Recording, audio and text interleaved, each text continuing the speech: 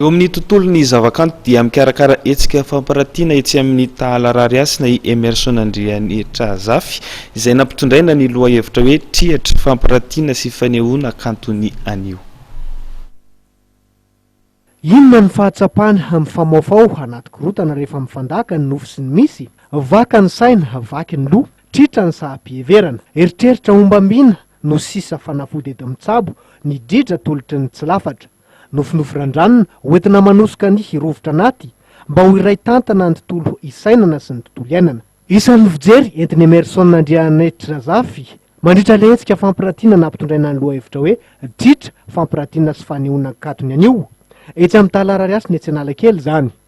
Triatra na desirura zany lafo ny be dia be amin'ny hoe fivakisana voalohany dia misy koa hoe fitrorana trotra zany hoe resina amin'izay dikany anankiroa izay izy atao hoe araka ny fandraisan'ny tsirairay avy amin'izay samy mandrivotra kely le anina lehibe ny eo anatin'io fa etsaka zany ny zavatra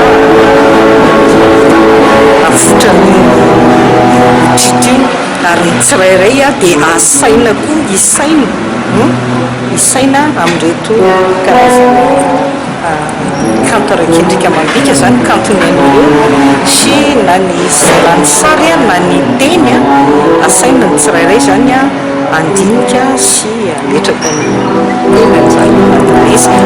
Sary hosodoko ikela mary defa mamamiaka mamiatra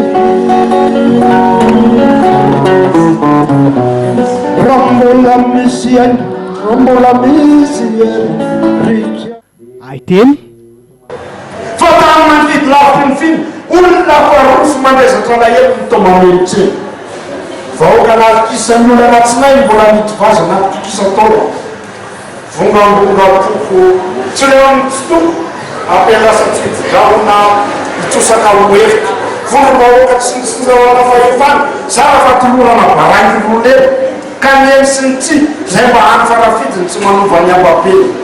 arahina mozika azy dy ireo no omeny Hemerson vahana mandritra ty fampirantiana ity izay aritra 10 andro manomboka androany. Ireo sanganasa tsara indrindra ahitana sary hosodoko manodidina ny 300 eo sy tononkalo mitovisa amin'izany no ampirantian'ny Hemerson etsy amin'ny Tahala Rarihasina. Isaky ny 5 taona ty mpanakanto feno ty vao mikarakara fampirantiana toy izao.